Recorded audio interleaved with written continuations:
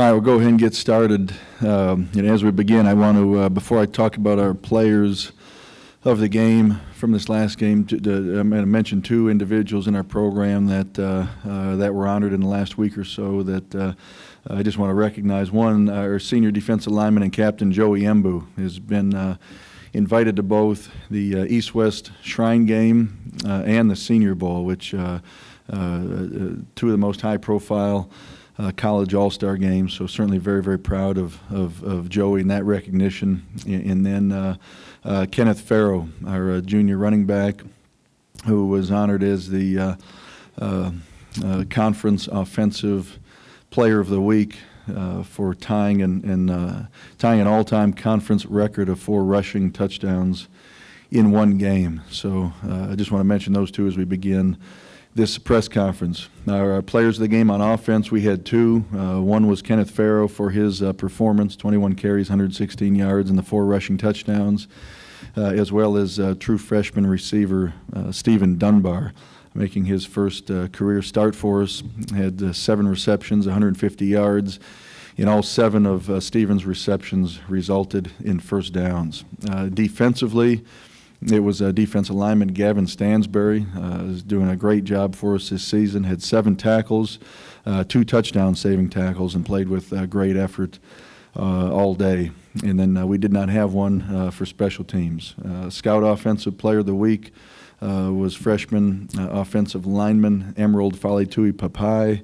On defense, it was a freshman linebacker, Kari Dotson, and on special teams, it was freshman receiver Elton Dyer. So when you look back at the game, again, did some good things, starting off with offense. We did not turn the ball over, which is the 3rd time in our last 4 games that we've had 0 turnovers on offense. We had 0 penalties offensively as well, which was outstanding.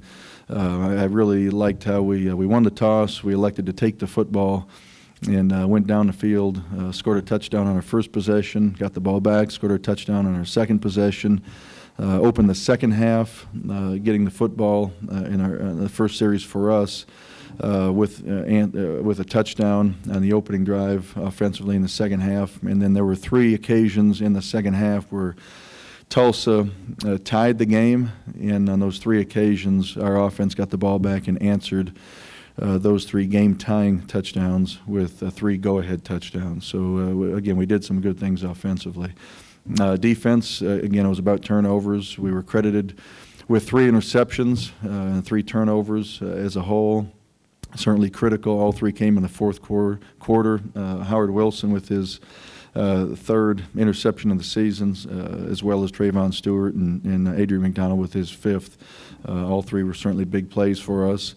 And a couple guys individually. Ephraim Oliphant had 16 tackles, and I'm going to mention Howard Wilson again.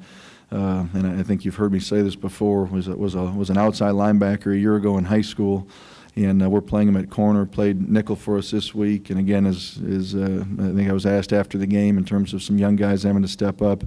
Howard at a position he had not played until he arrived in our program. 3 interceptions on the season, and he registered 15 tackles in this game as well. So again, proud of his performance, Ephraim's performance, and certainly Gavin Stansbury and some other young men on defense. This week, again, a unique week in terms of our schedule. As I stand here today at 11:30 this morning, we'll have already kicked off and be well into the first quarter of the game 3 days from now. So this week is going to fly by, and we're going to be we got a practice this afternoon for just under 2 hours, and we're going to come back tomorrow morning and have our typical in-season Thursday practice, which will consist of a 1-hour practice in helmets and just what we call shocks.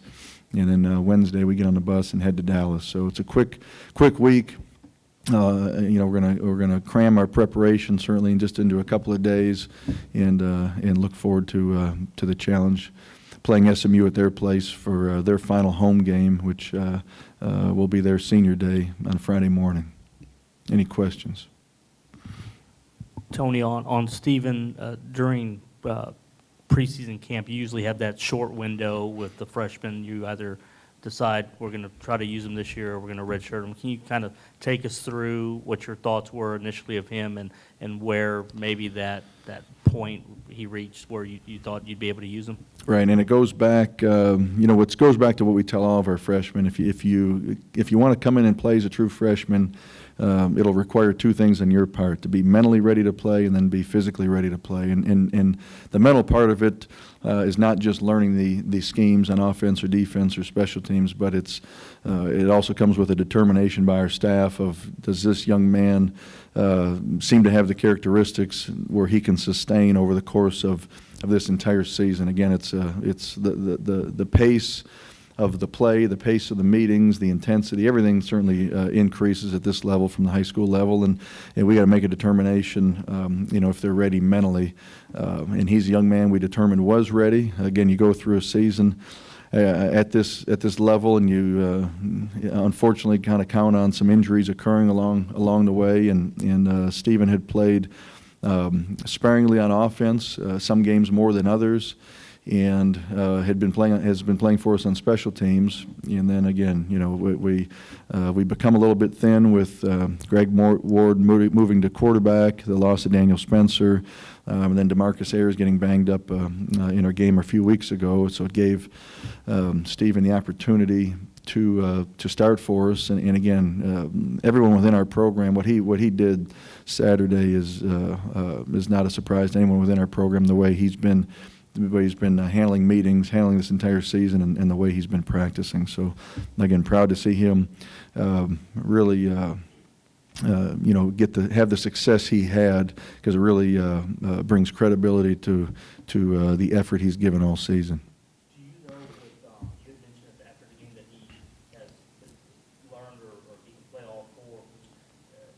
Do you normally try to do that with someone, or is that just what he brought to the table that you felt like you could take on that extra load? A couple things. If we can do that, we'd like to. We'd like to have every receiver learn every position, and that doesn't always happen. And when we started practice in August, you can tell in the meetings, and again, I mean, this goes without saying, obviously we have staff meetings on a daily basis. We talk about all of our personnel, and you can tell, the position coaches can tell in the meetings how the newcomers and freshmen are learning and picking it up.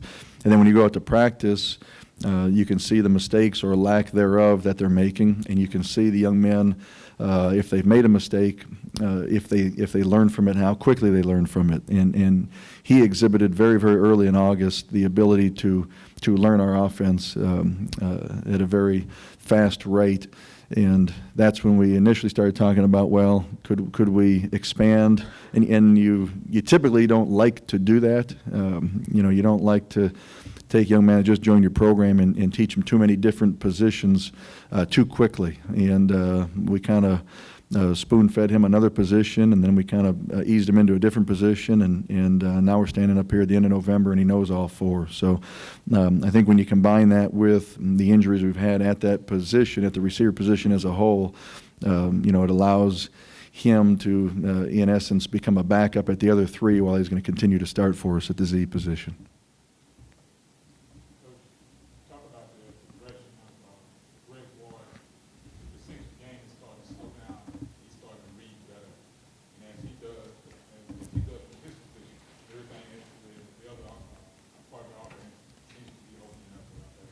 I agree with you, and I saw that, and it's natural now that he's started, a handful of games for us, that he'll continue to improve, and we've talked about that. But in this last game against Tulsa, we really saw that not only with our naked eye during the game, but on the video, and really seeing him after he catches a snap, going through his progressions. And appearing, in terms of, if there's such a thing with his body language and demeanor, appearing very comfortable with, there's who I'm looking at, there's my read, if it's taken away, here's number 2, there's number 3, and looked very natural and comfortable doing it. So I couldn't agree more with how you phrased the question.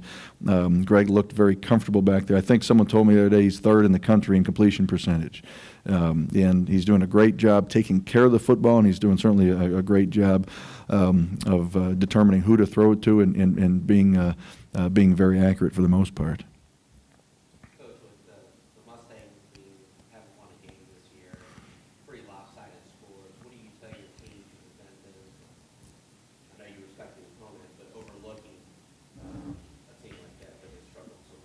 Well, we don't, you know, I don't know what unfortunately or fortunately, I mean, any team in college football and in the National Football League and in college basketball and in Pee Wee hockey, any team can beat anybody on any given week. And that's been proven, it's been proven here this season. So, you know, now you're looking at a program that the last time we went up there, I vividly remember them scoring over 70 points on us and us turning the ball over 9 times. And there's quite a few young men in our program that participated in that game. So this is a rivalry. You know, we recruited a number of young men that are in their program. They certainly recruited a number of young men that are in our program. We know them well. We both transitioned from our previous conference into the American Athletic Conference together. So I don't think much needs to be said. Now, will we talk about it? Certainly. We have a team meeting, scheduled team meeting for this afternoon where we do on a weekly basis talk about our upcoming opponent and give the scouting report. But again, this is one of those games where you can throw the records out. Both teams will be ready to play, and I mean, it really goes without saying. Tony, we can make sure, just along the line of Dunbar, you have, you know, just looking at your receivers, I think only one senior on the 2D. Mm-hmm. You have a lot of freshmen, so forth, juniors.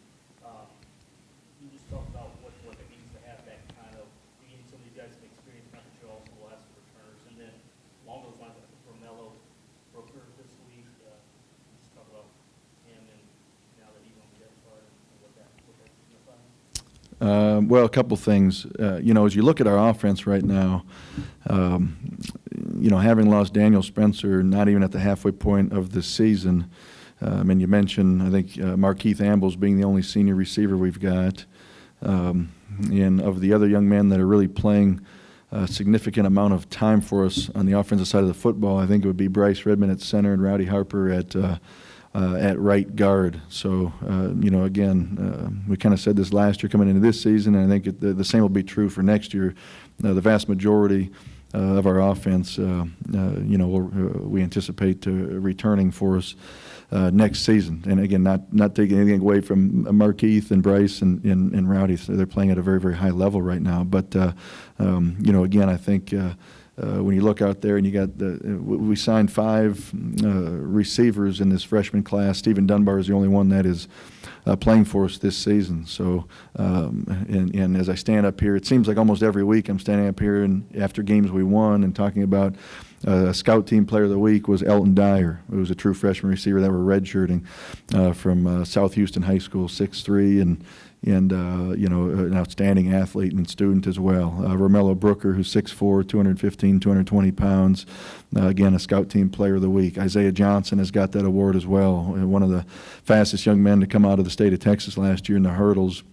Went to state multiple years out of Rudder, you know, again, 6'3", 200 pounds. So we're going to, you don't look ahead, but I think there's going to be great competition at the receiver position this spring. You know, a young man we hadn't talked about much is John Leday, and we were certainly talking about John going into this season. He broke his foot and required surgery in August and has missed the season. And another one that just has been cleared that's going to travel this week is Donald Gage, who I've been asked about a little bit, but again hasn't played this season. So we've got you know, Markeith is the only senior receiver. And we're playing a bunch of guys that are getting great experience. And again, I think with some of those names I just mentioned, you're going to see some tremendous competition there this spring. You know, Romello Brooker, if he's on the depth chart, I don't anticipate him playing in this game. It'll be hard. He's going to be in Houston, so it'd be really hard to. But he's doing a great job in practice and in the scrimmages we do over the course of the year with our young men that are that were redshirting or not playing much.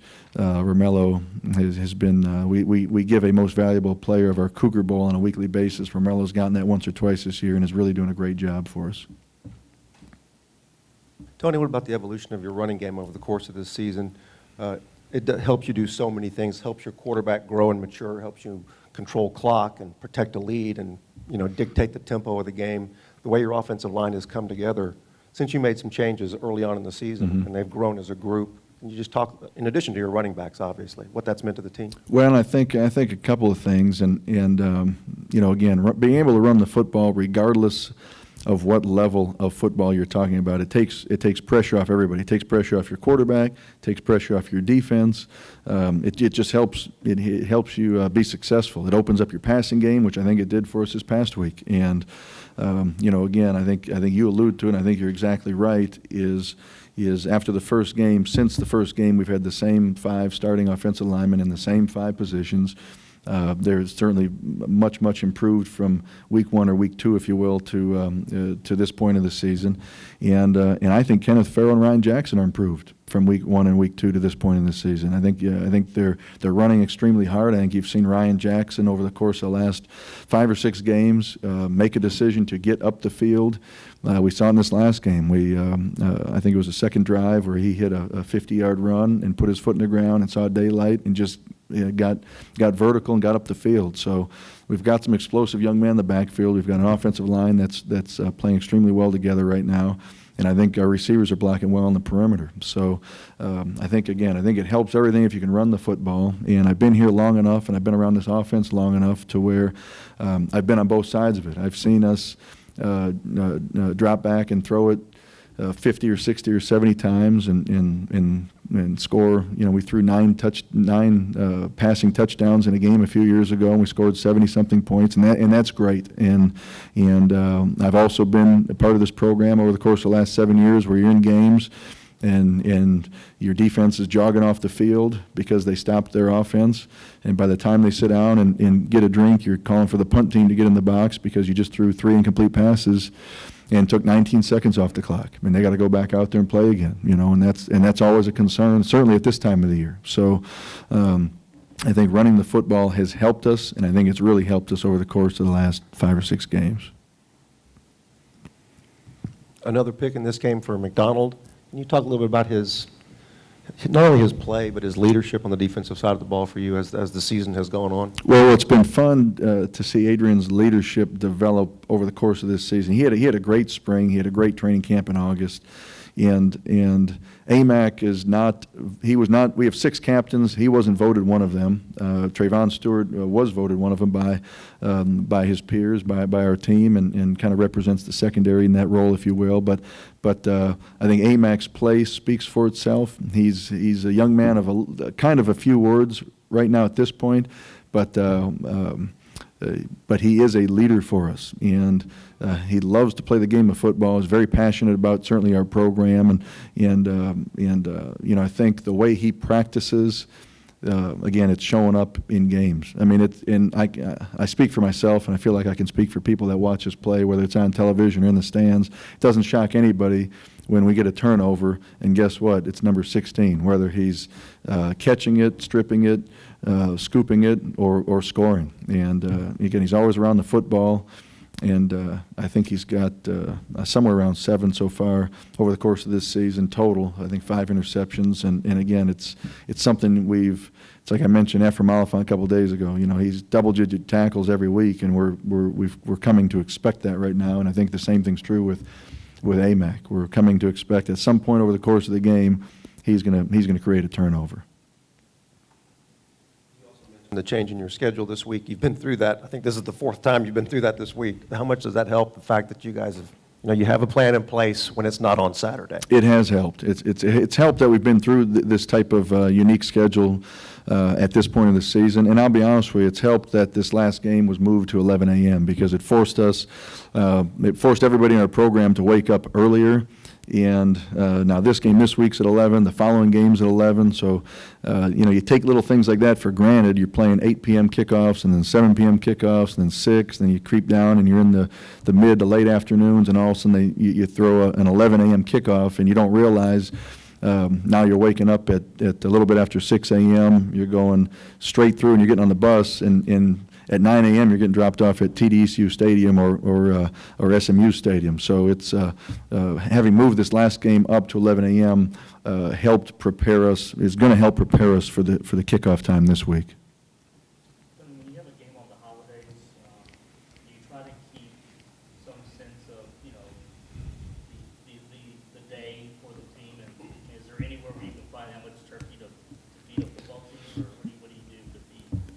Well, it's an interesting question. We talked about it again this morning as a staff, and I'm going to talk about it with our student athletes in our team meeting this afternoon. But a couple things, and there's a couple things I'm just going to add on to maybe your question for you a little bit. It's we're traveling and we're getting to our destination on a holiday. The destination we're headed to. Certainly, there's a lot of family members and friends from our student athletes and everybody in our program, and then the quick turnaround with 11 a.m. kickoff. So, I think you've got to be careful that this doesn't feel like we're going to a bowl game. We're getting on buses, we're driving up to Dallas, and we're going to have a team dinner Thursday evening. Our families of our staff members are going to be at the dinner. Any of them that travel and will be at this game will be at the dinner with us.